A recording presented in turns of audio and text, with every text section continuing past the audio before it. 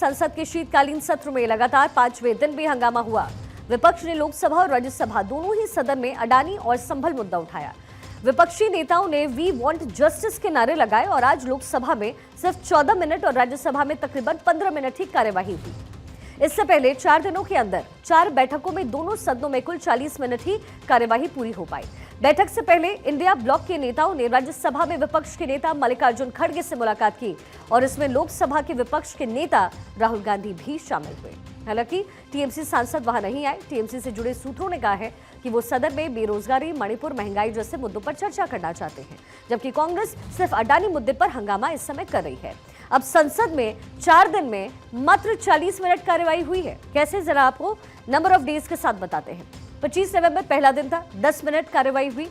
26 नवंबर संविधान दिवस joint parliament वहां पर वो किया गया। 27 नवंबर दूसरा दिन था, 10 मिनट की कार्यवाही हुई।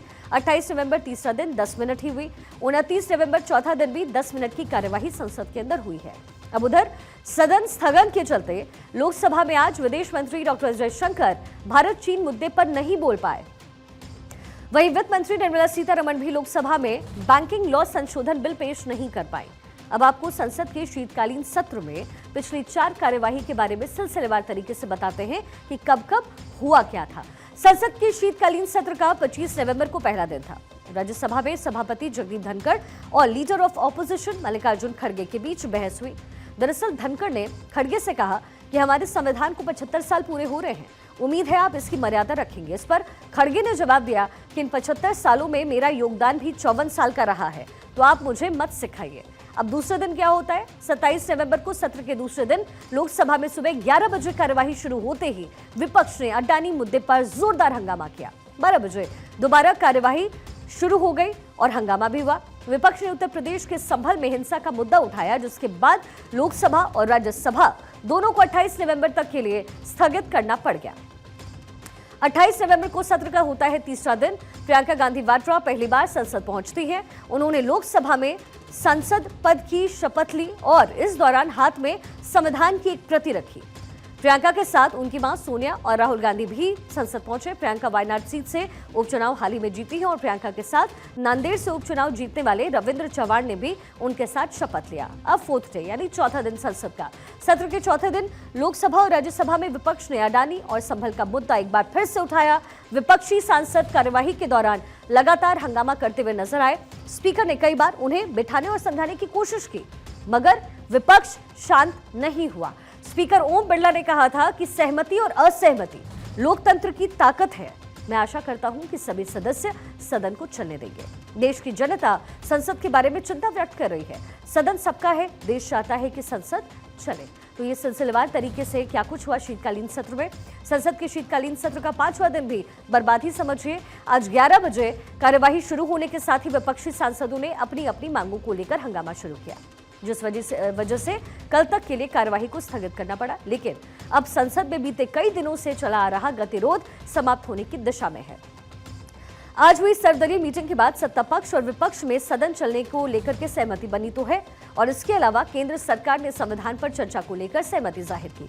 संसदीय कार्य मंत्री किरेन रिजिजू ने विश्वास व्यक्त किया कि मंगलवार से संसद जरूर चलेगी।